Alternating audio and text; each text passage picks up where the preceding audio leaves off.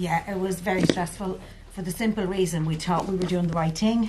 Our home needed to be, her bills were very, very high, and we needed to change something. So we decided, okay, we need windows and doors, but we'd also look into getting the wrap done to the house.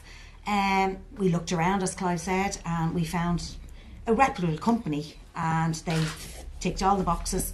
So we decided we'd go with them, and they had agreed. They came out and had a chat with us, and then they said that they could even do the grant for us. So they applied for the grant for us from the council. Okay, great. Thanks so much. And now I'm going to maybe turn it over to Paul here to introduce the bill. Pass over there. Oh, yep. Thank you. All the mics.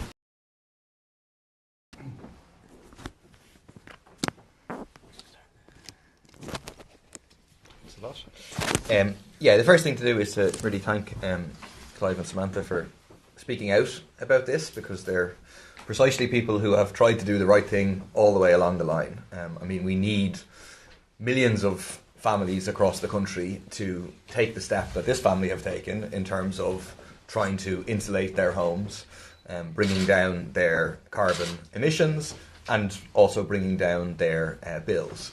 We think that they should be doing it with a lot more support from the state in terms of 100% grants, in terms of a state construction company, and so on. But at the very, very least, they should not be criminalised or potentially criminalised for doing what they have done. And the idea that you would face thousands of euros in fines or potential imprisonment for simply getting external wall insulation on your house is obviously outrageous. I think people, when they've read the current reality, that current reality is confirmed in a parliamentary an answer to each council on a case-by-case basis. Just to be clear, by the way, in case you have this view in your mind that like they must have done something hideous to their house, you see on homes all across the state, it looks nice, is in keeping with the other homes in the area. There's nothing crazy here whatsoever if you go out and see it, and there are various pictures online. So there is a flaw here in the legislation, which is that at the moment external insulation is not excluded from the need for planning permission as a rule.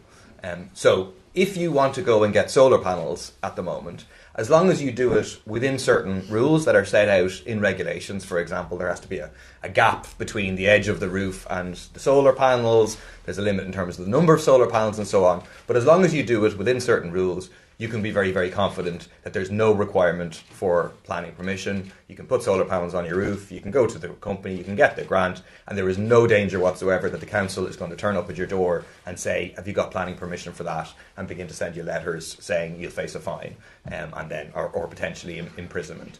And effectively exactly the same thing now needs to happen for external wall insulation.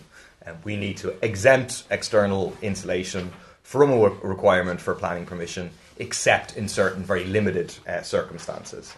So that's what our bill, the Planning and Development, Exempted Development, External Wall Insulation Bill 2025 does. It, as a rule, exempts external wall insulation from the need for planning permission, except if the structure is a protected structure, if it's located in an architectural conservation area, or by reason of the size, nature, or effect on its surroundings, that carrying out such development would seriously offend against principles of flow from getting external insulation.